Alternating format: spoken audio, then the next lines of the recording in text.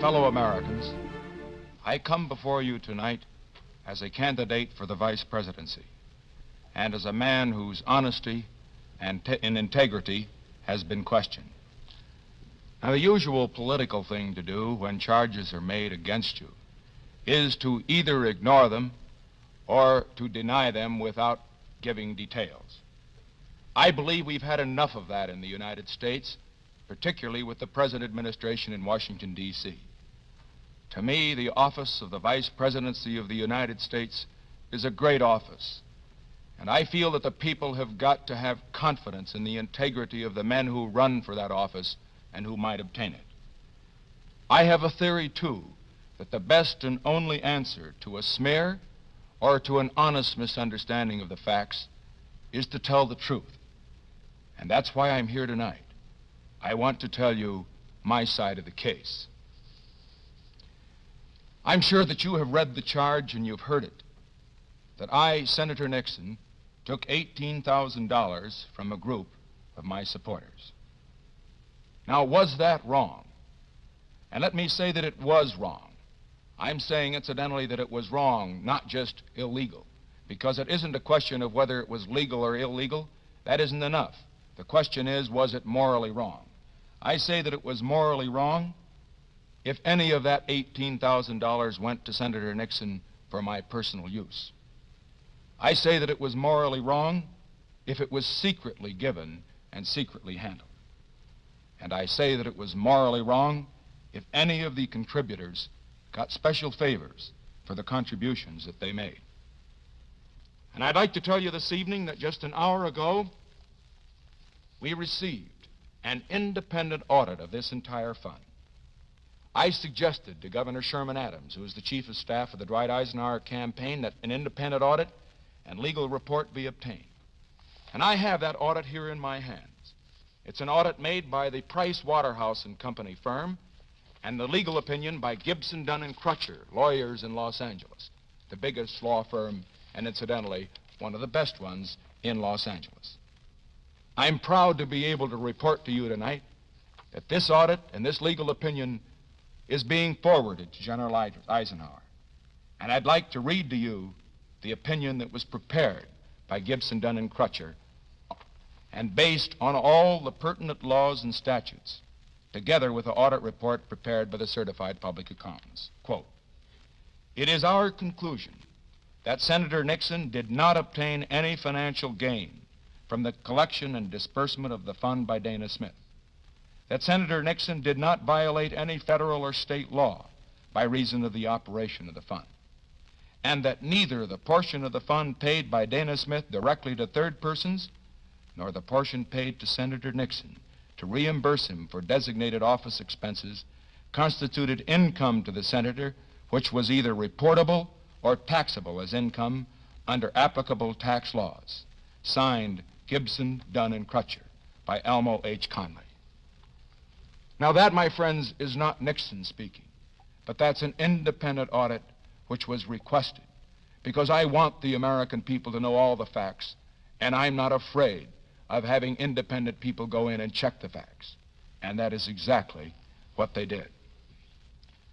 But then I realize that there are still some who may say, and rightfully so, and let me say that I recognize that some will continue to smear, regardless of what the truth may be, but that there has been, understandably, some honest misunderstanding on this matter.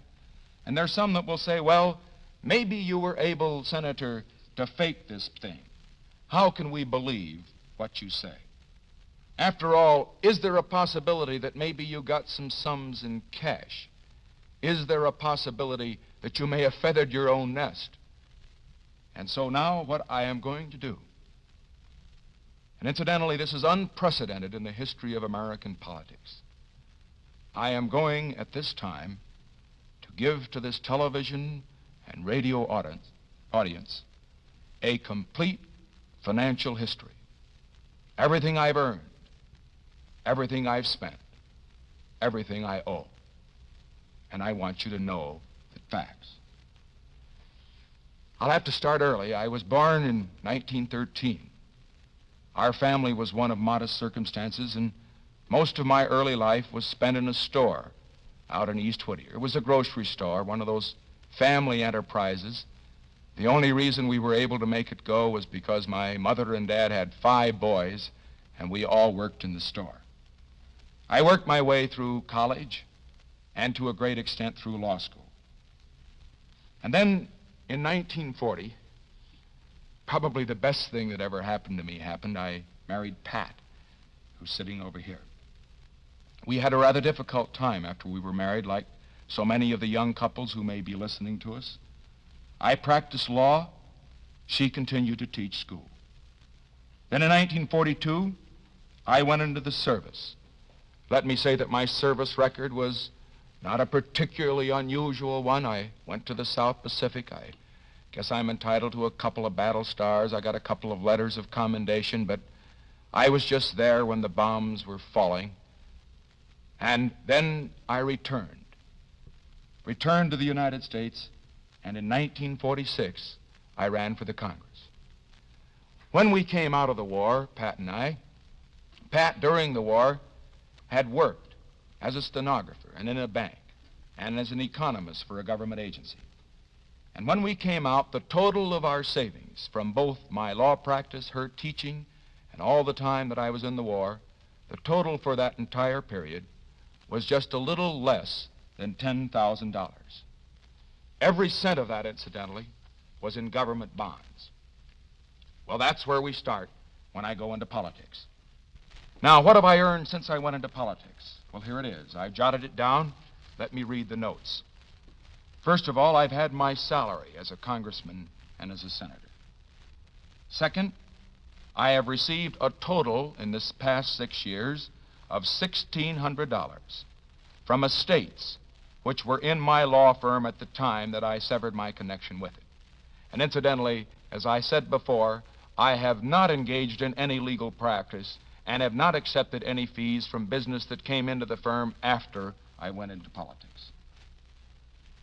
I have made an average of approximately $1,500 a year from non-political speaking engagements and lectures. And then, fortunately, we've inherited a little money. Pat sold her interest in her father's estate for $3,000, and I inherited $1,500 from my grandfather. We lived rather modestly. For 4 years, we lived in an apartment in Park Fairfax in Alexandria, Virginia. The rent was $80 a month. And we saved for the time that we could buy a house. Now, that was what we took in. What did we do with this money? What do we have today to show for it? This will surprise you, because it is so little, I suppose, as standards generally go of people in public life. First of all, we've got a house in Washington which cost $41,000 and in which we owe $20,000. We have a house in Whittier, California, which cost $13,000 and on which we owe $3,000. My folks are living there at the present time. I have just $4,000 in life insurance, plus my GI policy, which I've never been able to convert and which will run out in 2 years. I have no life insurance whatever on Pat. I have no life insurance on our 2 youngsters, Tricia and Julie. I own a 1950 Oldsmobile car. We have our furniture. We have no stocks and bonds of any type. We have no interest of any kind, direct or indirect, in any business. Now, that's what we have. What do we owe? Well, in addition to the mortgage, the $20,000 mortgage on the house in Washington, the $10,000 one on the house in Whittier, I owe $4,500 to the Riggs Bank in Washington, D.C., with interest at 4.5%. I owe $3,500 to my parents, and the interest on that loan, which I pay regularly because it's the part of the savings they made through the years they were working so hard, I pay regularly 4% interest. And then I have a $500 loan, which I have on my life insurance. Well, that's about it. That's what we have, and that's what we owe.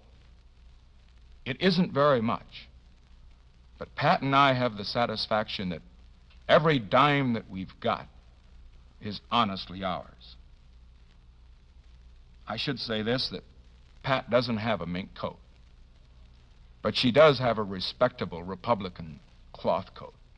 And I always tell her that she'd look good in anything.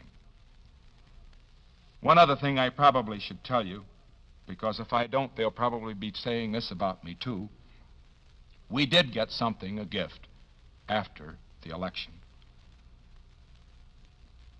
A man down in Texas heard Pat on the radio mention the fact that our two youngsters would like to have a dog.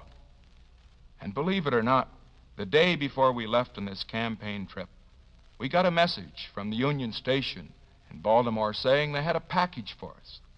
We went down to get it. You know what it was? It was a little Cocker Spaniel dog in a crate that he'd sent all the way from Texas. Black and white, spotted. And our little girl, Tricia, the 6-year-old, named it Checkers. And you know, the kids, like all kids, love the dog. And I just want to say this right now, that regardless of what they say about it, we're going to keep him.